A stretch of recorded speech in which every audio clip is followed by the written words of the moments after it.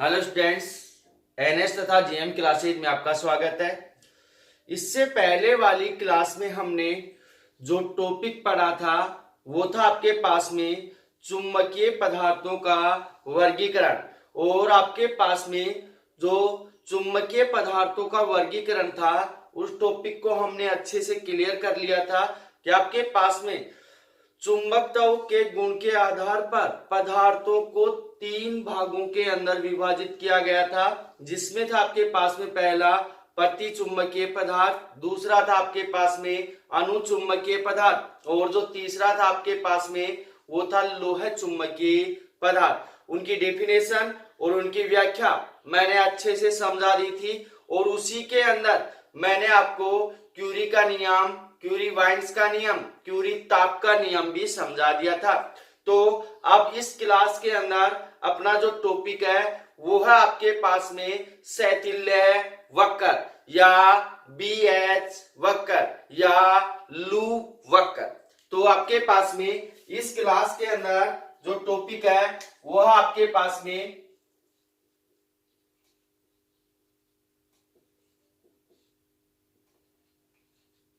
शैथिल्य वक्र या इसको हम बोल सकते हैं बीएच वक्र या इसको हम बोल सकते हैं लूप वक्र। इसके 3 नाम है भाई। कितने नाम है? 3 नाम है। पहला आपके पास में शैथिल्य वक्र, दूसरा आपके पास में बीएच वक्र या तीसरा इसका लूप वक्र। तो इसके तीनों नामों से इसको जाना जाता है और ये वेरी वेरी वेरी इंपॉर्टेंट है टॉपिक। ये टॉपिक क्या है? वेरी वेरी वेरी इंपॉर्टेंट है। तो इसको ध्यान से समझना भाई। पूरा थ्योरी भाग है, एक बार समझ में बैठ जाएगा तो अच्छे से आसानी से बोर्ड एग्जाम में आप लिख सकते हो कि आपके पास में बीएच वक्र, शैथिल्य वक्र या लूप वक्र होता क्या है। तो डेफिनेशन ध्यान से समझना। इससे पहले बीएच वक्र समझाने से पहले मैं आपको थोड़ा सा समझा देता हूं कि आपके पास में कोई लोह चुंबकीय छड़ है, आपके पास में कोई लोह चुंबकीय पदार्थ की क्या है? छड़ है। इस छड़ को जब किसी कुंडली के मध्य रखा जाता है, इस छड़ को जब किसी कुंडली के मध्य रखकर उस कुंडली के अंदर क्या प्रवाहित की जाती है? धारा प्रवाहित की जाती है। जब कुंडली के अंदर धारा प्रवाहित करेंगे तब उस कुंडली के अंदर क्या उत्पन्न होगा? चुंबकन क्षेत्र उत्पन्न होगा। क्योंकि ये मैंने बता रखा है कि जब किसी कुंडली या परिनलिका के अंदर धारा प्रवाहित करते हैं तो उसके अंदर क्या उत्पन्न होता है? चुंबकन क्षेत्र उत्पन्न होता है। तो यहाँ पे जब किसी लोहे की छड़ को किसके कुंडली के मध्य रखकर कुंडली के अंदर क्या कर रहे हैं? धारा प्रवाहित कर रहे हैं, तो कुंडली के अंदर क्या उत्पन्न हो रहा है? चुंबकन क्षेत्र उत्पन्न हो रहा है। अब आपके पास में इस चुंबकन क्षेत्र का जो मान होता है वो कुंडली में प्रवाहित धारा के मान को कम या ज्यादा करके क्या कर सकते हैं? परिवर्तित कर सकते हैं। ध्यान देना यहाँ पे कि आपके पास कुंडली में उत्पन्न चुंबकन क्षेत्र H के मान को कुंडली में प्रवाहित धारा के मान को कम या ज्यादा करके क्या कर सकते हैं? परिवर्तित कर सकते, कम या ज्यादा कर सकते। धारा के मान को बढ़ाएंगे, चुंबकन क्षेत्र H का मान भी क्या हो जाएगा? बढ़ जाएगा। और धारा के मान को घटाएंगे, चुंबकन क्षेत्र H का मान भी क्या होगा? घट जाएगा। अब आपके पास में जो कुंडली है, कुंडली के अंदर क्या उत्पन्न हो रहा है? चुंबकन क्षेत्र उत्पन्न हो रहा है। क्या उत्पन्न हो रहा है? चुंबकन क्षेत्र उत्पन्न हो रहा है।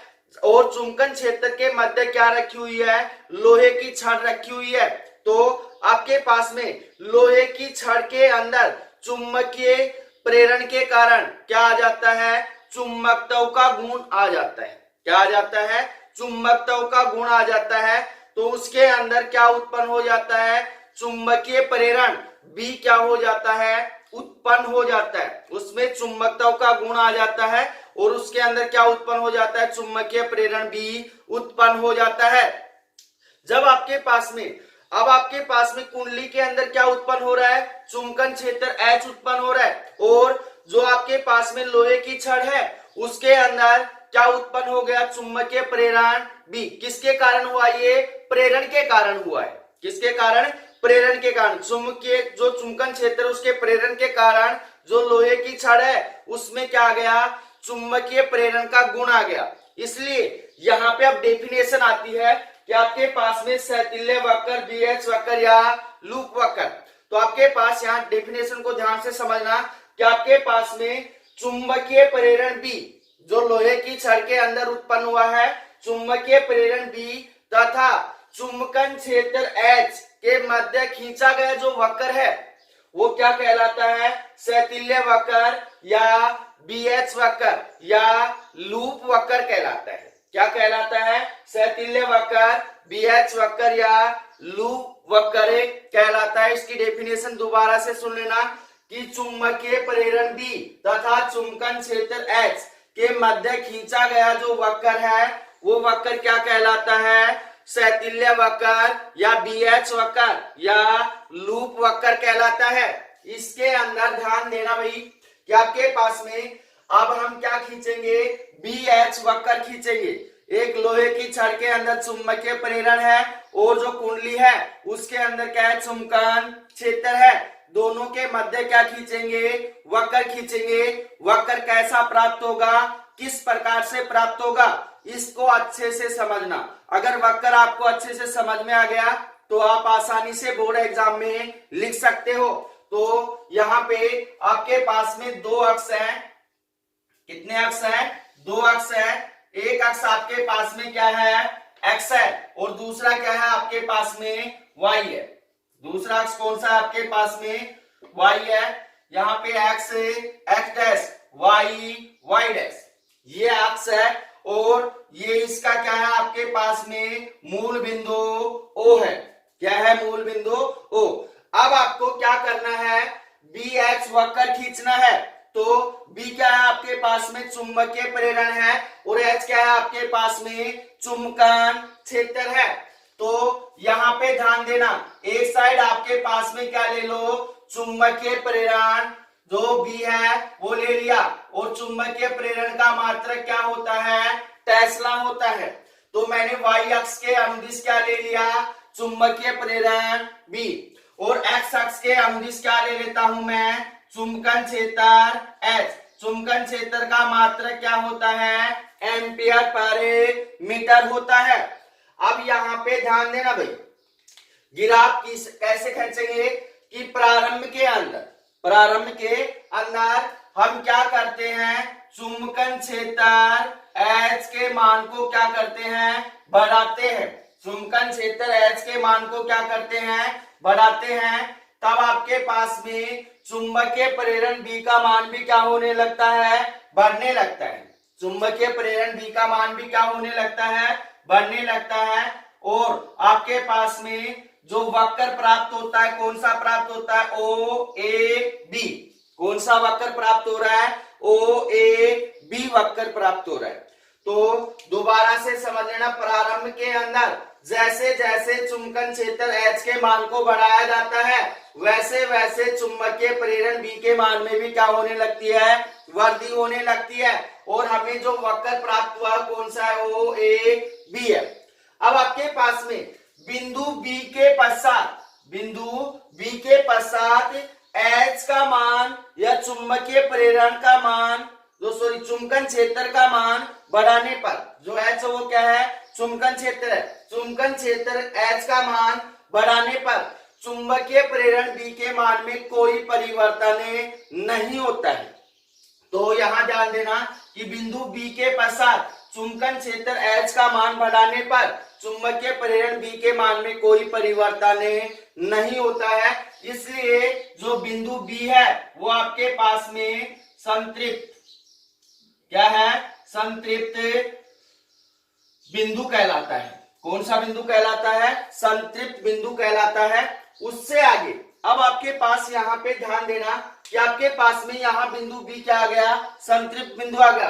अब एच का मान बढ़ाएंगे तो बी के मान में कोई परिवर्तन नहीं होगा। तब हम क्या करते हैं, धारा के मान को कम करके चुंबकन क्षेत्र H के मान को क्या करते हैं, कम करते हैं। चुंबकन क्षेत्र H के मान को क्या करते हैं, कम करते हैं। तो आपके पास में एक वक्र क्या प्राप्त होता है, BC प्राप्त होता है। एक वक्र क्या प्राप्त होता है, BC प्राप्त होता है। अब यहाँ पे बिंदु C के ऊपर देखना भाई, बिंदु C के ऊपर आपके पास में चुंबकन क्षेत्र H का मान कितना हो गया, 0 हो गया, परंतु चुंबकीय प्रेरण B का मान 0 नहीं होता है। तो बिंदु C के ऊपर चुंबकन क्षेत्र H का मान 0 हो जाता है, परंतु चुंबकीय प्रेरण B का मान 0 नहीं होता है। तो आपके पास जो पदार्थ है उसमें चुंबकत्व का गुण क्या रह जाता है, शेष रह जाता है, या चुंबकीय प्रेरण क्या रह जाता है, शेष रह जाता है। तो इस बचे हुए चुंबकत्व के गुण को या चुंबकीय प्रेरण को क्या कहते हैं, हमें अवशेष चुंबकत्व या धारणशीलता कहते हैं। जो आपके पास में चुंबकीय प्रेरण बचा हुआ है उसे क्या कहते हैं, अवशेष चुंबकत्व या धारणशीलता। तो यहाँ पे लिख रहा हूं आपके पास में क्या बच गया, यहाँ पे धारणशीलता, धारणशीलता।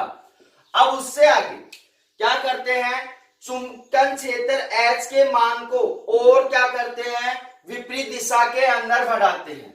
और क्या करते हैं, विपरीत दिशा के अंदर बढ़ाते हैं। तो हमें वक्र क्या प्राप्त होता है, CD प्राप्त होता है। कौन सा वक्र प्राप्त होता है, CD वक्र प्राप्त होता है। अब यहाँ CD वक्र के अंदर देखना भाई कि आपके पास में यहाँ चुंबकीय प्रेरण B का मान कितना हो गया, 0 हो गया। कितना हो गया, 0 हो गया, परंतु चुंबकन क्षेत्र H का मान 0 नहीं हुआ है। चुंबकन क्षेत्र H का मान 0 नहीं हुआ है। तो यहाँ पे जो बिंदु D है वो आपके पास में क्या कहलाती है, निग्राहिता कहलाती है।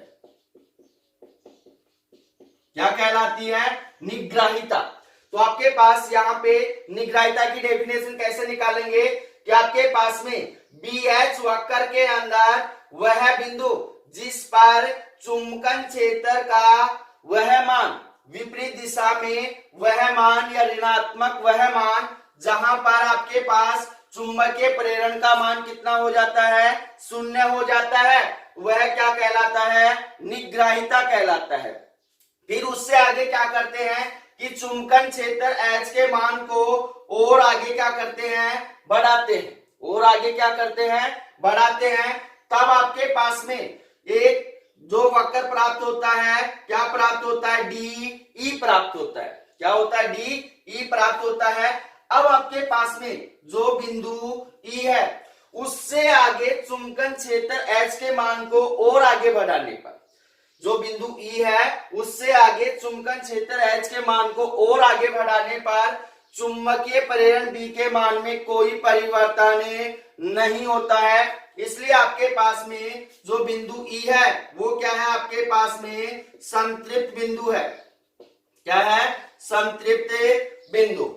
और यहाँ पे जो बिंदु B था वो भी क्या था, आपके पास में संतृप्त बिंदु था, संतृप्त बिंदु। तो आपके पास यहाँ पे चुंबकन क्षेत्र H का मान और आगे बढ़ाएंगे तो चुंबकीय प्रेरण B के मान में कोई परिवर्तन नहीं होगा।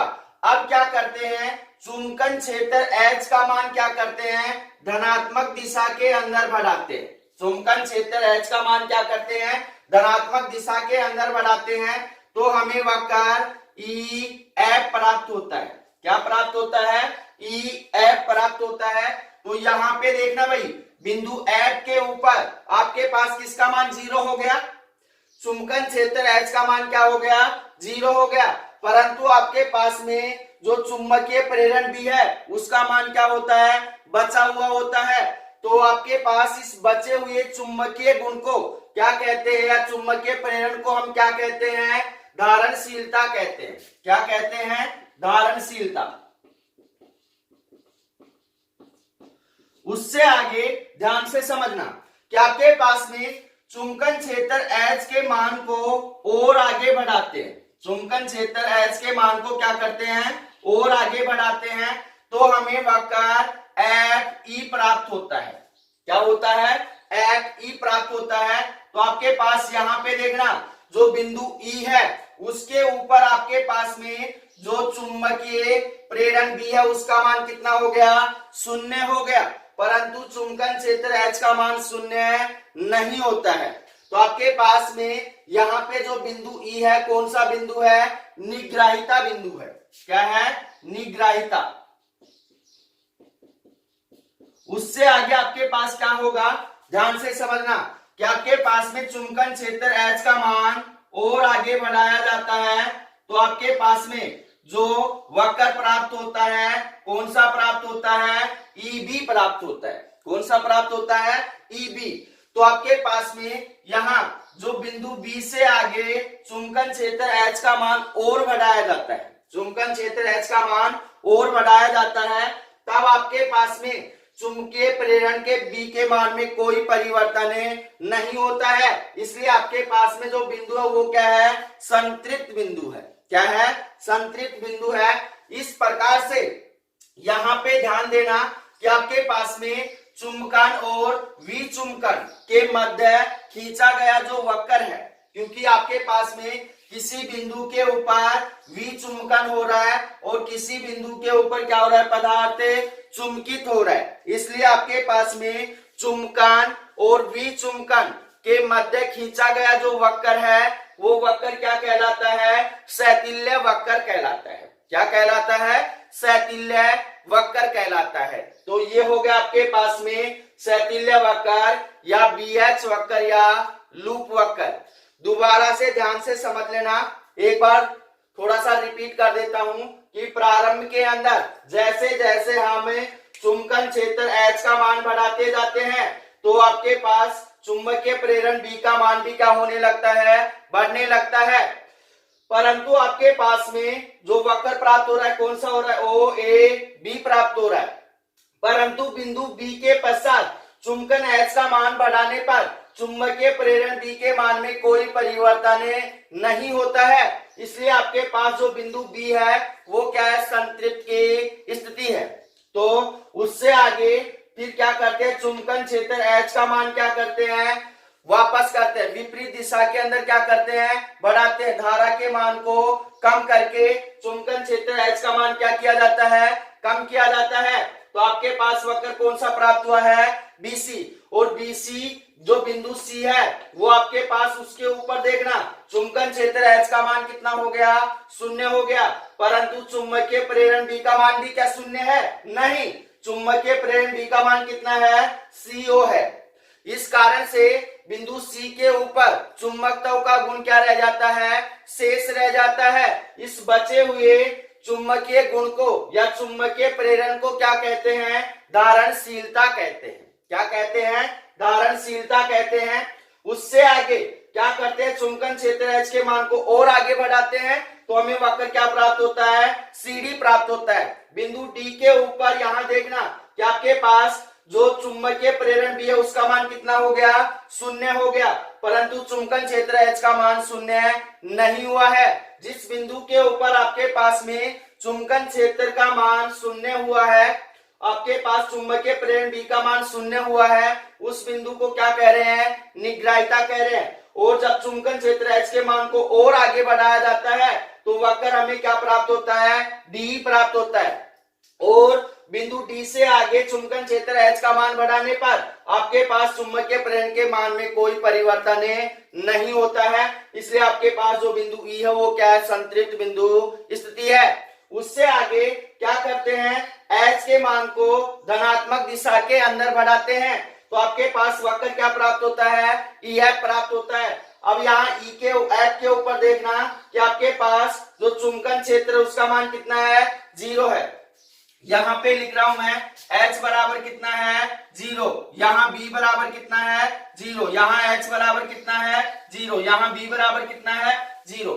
तो ध्यान देना कि जहां H बराबर 0 है वहां आपके पास में क्या है, धारणशीलता है, और जहां B बराबर 0 है वहां क्या है, आपके पास में निग्राहिता है। क्या है, निग्राहिता। तो आपके पास इस प्रकार से क्या होता है, BH वक्र प्राप्त होता है।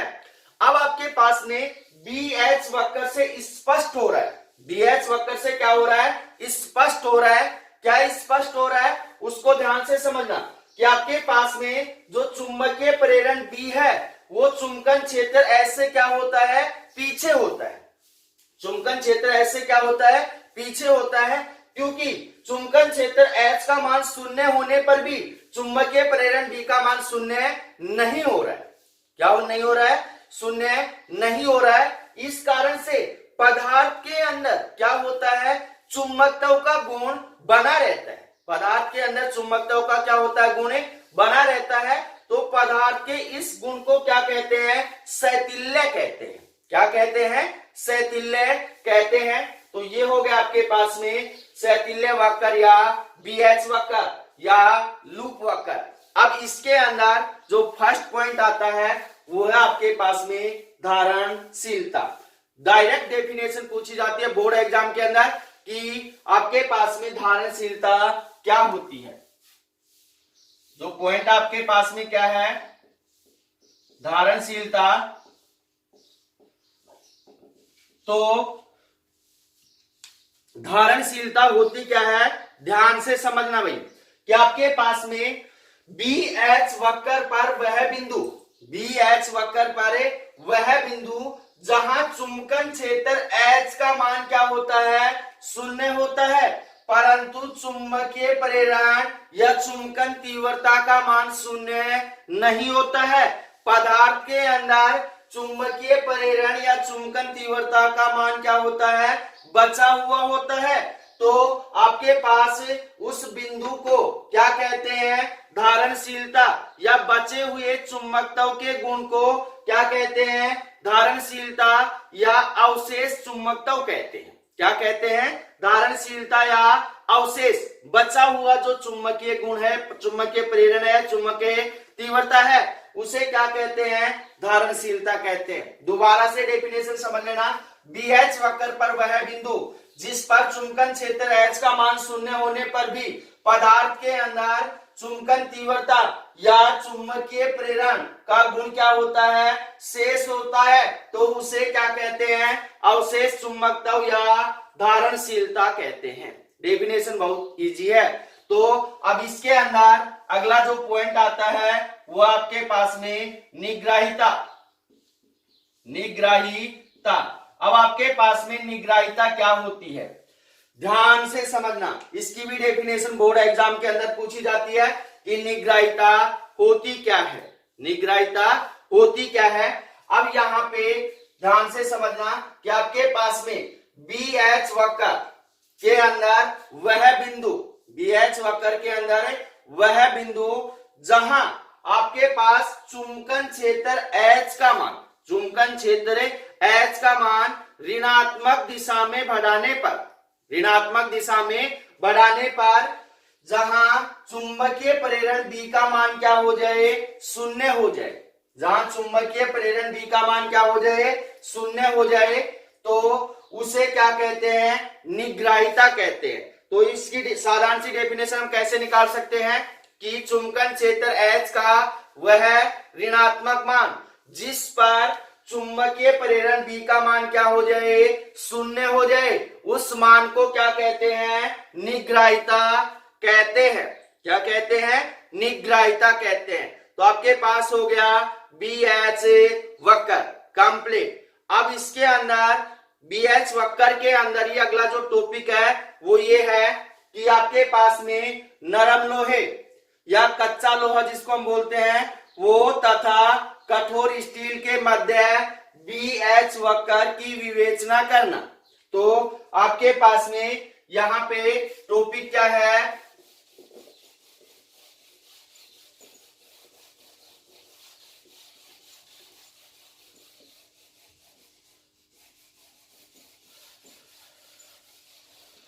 टॉपिक आपके पास में नरम लोहा,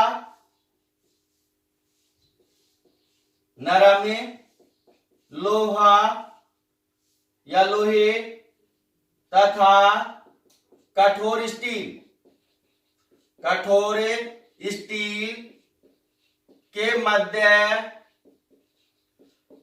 BH वक्र की विवेचना, वक्र की विवेचना। अब आपके पास में क्या होगा, ध्यान देना कि नरम लोहे और आपके पास में कठोर स्टील के मध्य BH वक्र खींचेंगे और उसकी क्या करेंगे, विवेचना करेंगे कि उसके अंदर कौन कौन से मान परिवर्तित होते हैं और कौन कौन से मान परिवर्तित नहीं होते हैं। तो आपके पास में दो अक्ष हैं, एक अक्ष आपके पास में कौन सा है, अक्ष है x x डैश, दूसरा है y y डैश, और ये इसका क्या है, मूल बिंदु O है। क्या है, मूल बिंदु O है। तो यहाँ पे ध्यान देना कि आपके पास में जो नरम लोहा और आपके पास में कठोर स्टील है, उसके मध्य आपके पास में जो BH वक्र प्राप्त होगा वो इस प्रकार से प्राप्त होगा। इस प्रकार से क्या होगा, प्राप्त होगा, ये हो गया। ये आपके पास में क्या है, नरम लोहा, नरम लोहा, और ये है आपके पास में कठोर स्टील, कठोर स्टील। इस साइड आपके पास क्या है, चुंबकन क्षेत्र H, जिसका मात्रक क्या होता है, एम्पियर मीटर। इस साइड क्या है, चुंबकीय प्रेरण B, जिसका मात्रक कितना होता है, टेस्ला। क्या होता है, टेस्ला। तो यहाँ पे हमने नरम लोहे और कठोर स्टील के मध्य क्या खींच दिया है, BH वक्र खींच दिया है। अब इसकी क्या करेंगे, विवेचना। विवेचना को अच्छे से समझना कि आपके पास में विवेचना क्या होगी। सबसे पहले नरम लोहे और कठोर स्टील का हमने क्या खींचा है, BH वक्र खींचा है। और अब इसके अंदर क्या क्या मान कैसे कैसे परिवर्तित हो रहे हैं वो ध्यान से समझना कि आपके पास में जो नरम लोहा होता है, जो नरम लोहा होता है उसकी धारणशीलता का मान क्या होता है, कठोर स्टील की अपेक्षा क्या होता है, अधिक होता है। क्या होता है, अधिक होता है। परंतु नरम लोहे की जो निग्राहिता है उसका मान स्टील की अपेक्षा क्या होता है, कम होता है। दोबारा से समझ लेना, नरम लोहे की जो धारणशीलता है उसका मान क्या होता है, अधिक होता है, किससे, कठोर स्टील से। परंतु नरम लोहे की जो निग्राहिता है वो कठोर स्टील की अपेक्षा क्या होती है, कम होती है। परंतु आपके पास में जो कठोर स्टील है उसकी धारणशीलता नरम लोहे से क्या होती है, कम होती है। परंतु कठोर स्टील की जो निग्राहिता है वो क्या होती है, नरम लोहे से अधिक होती है। नरम लोहे से क्या होती है, अधिक होती है। तो यहाँ पे कंफ्यूज मत होना भाई कि जो नरम लोहा है उसकी धारणशीलता अधिक होती है और कठोर स्टील की क्या होती है, कम होती है। परंतु आपके पास में नरम लोहे की जो निग्राहिता है वो क्या होती है, कम होती है। कठोर स्टील की क्या होती है, अधिक होती है। इस कारण से जिस पदार्थ की धारणशीलता का मान अधिक और निग्राहिता का मान क्या होता है, कम होता है, उस पदार्थ को हम आसानी से चुंबकित या विचुंबकित कर सकते हैं। क्या कर सकते हैं, चुंबकित या विचुंबकित कर सकते हैं।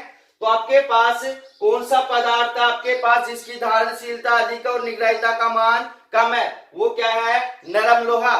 तो नरम लोहे को हम क्या कर सकते हैं, आसानी से चुंबकित या विचुंबकित कर सकते हैं।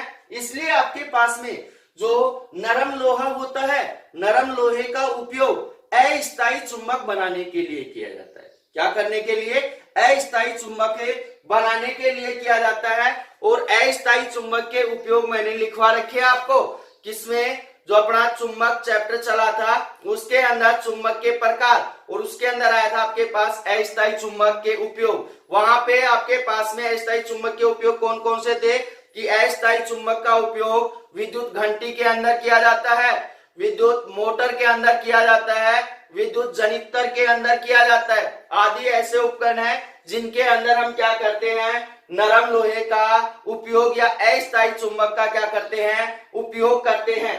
अब आपके पास बात आती है कठोर स्टील की।